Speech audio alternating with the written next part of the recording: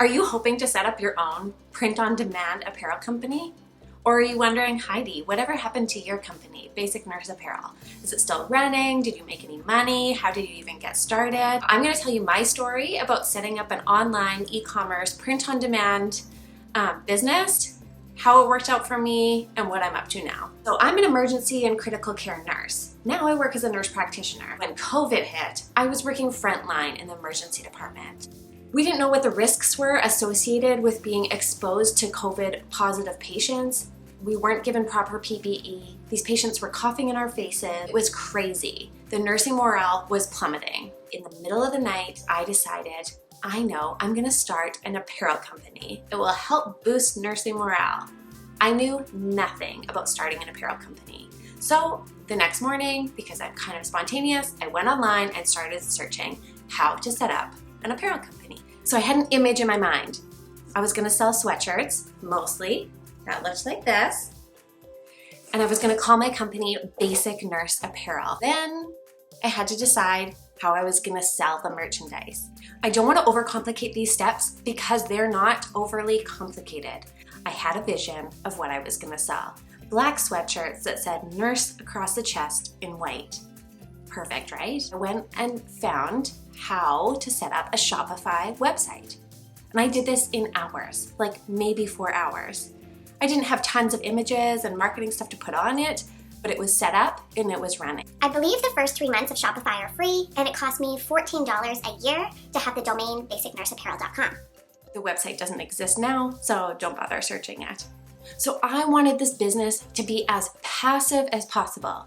I was hoping I could get it set up and then basically do nothing and the sweatshirts would sell themselves. So I decided to do print on demand. What that means is that you don't have to buy all of this apparel, spend tons of money, and hope that it sells. You connect with a company that prints on demand. So when somebody goes online and they pick a piece of apparel and order it, that order actually gets sent to the print on demand company and they print it and they ship it for you.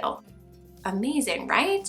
It does mean that they take a bigger chunk of your profit, so there might be better ways to make more money, but that was a passive way, and I wanted to set up something that was passive. I wasn't interested in buying like a screen printing machine or buying a whole bunch of apparel in bulk. I just wanted something that would be passive. I met with the print on demand company and I got to actually see the apparel and feel the apparel and make sure that it was something that I wanted. It was really easy to set up. Again, I think this probably took me a couple hours to figure out how to do it on Shopify, and there are a million YouTube videos that can talk you through these steps. Of course, I ordered some apparel, just a few items to make sure that I was really happy with the quality of the products, and I needed products so I could put them on a model and get some pictures taken so I could put those online, and that's exactly what I did. All of a sudden I had professional looking images with my apparel on a beautiful model that I could put on my Shopify website. Then it was time to set up the Instagram. So Basic Nurse Apparel on Instagram was born, and I already had professional looking images that I could put on the Instagram page. I learned how to run Instagram ads, and I did an Instagram contest, so I built my Instagram following pretty quickly. One of the awesome things about Instagram ads and Facebook ads is that you can target your avatar. If you don't know what an avatar is, it means like your ideal customer. So I knew the age of the mostly women that were buying my sweatshirts, and I wanted to initially target people who lived locally just so I could make sure that there weren't any shipping problems or shipping delays because they were being sent from a local print-on-demand company. So at that point, it was up and running. People were buying the sweatshirts, and there was a bit of a profit margin, and every time that someone would buy a sweatshirt, I had it set on my phone that it would make a cha-ching noise, and me and the kids would all high five, and it was super fun. Then do you guys remember when all of a sudden shipping came to a halt? Like, it was taking Amazon a couple weeks to deliver. It was taking Old Navy a couple months to deliver. Something about there not being enough shipping crates in the world. It was a bit confusing, and then all of a sudden I started to have customer service issues. People were not happy that it was taking a couple weeks for them to get their sweatshirt. Meanwhile, it was also taking these big companies weeks or even months to deliver clothes. I had friends buy clothes for their children, and their children were growing out of their clothes before they arrived.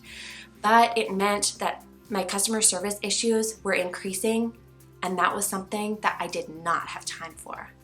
I was going to nurse practitioner school, and I was hoping that I would just set up this company and it would run itself. But all of a sudden, there was customer service needs. And it got a little bit complicated when people would ask where their package was, and then I had to explain, I didn't actually order the sweatshirts from the international company.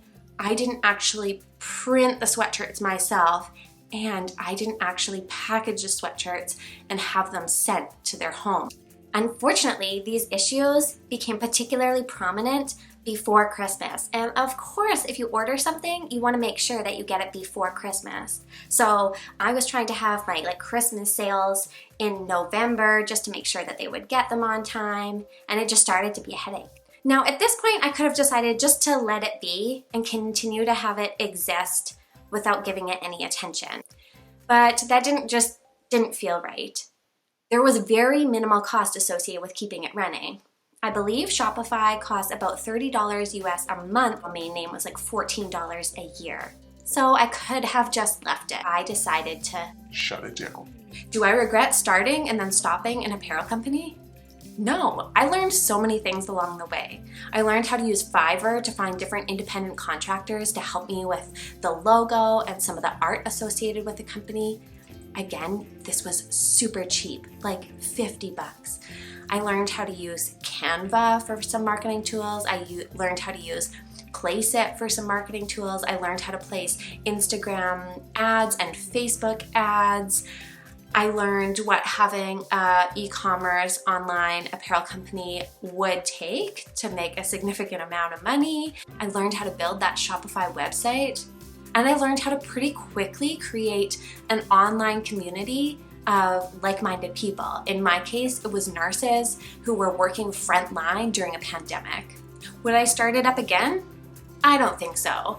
What I learned from that was I don't like having a company set up where I don't have control. I couldn't make those sweatshirts come sooner. I couldn't print them faster. I couldn't ship them myself. I couldn't drive them to the people's homes. It just felt like I couldn't control that. And when everything went hectic, I didn't like that feeling. If you've stuck around for this long, it's because you're curious and you probably want to know, so did you make any money? I think I made a couple $1,000s over a period of a few months. It wasn't significant income for me, but again, I wouldn't regret it. Would I caution you away from starting an online company and selling apparel? Actually, no. Just make sure that you don't get yourself too much in the red, keep track of all your spending, and then keep track of all your sales, because that's the fun part. Please don't forget to like or subscribe or comment below if this video has added any value to you, or if you have any experience in this field and you have any warnings or big tips and tricks for other people who are just getting started, please comment below.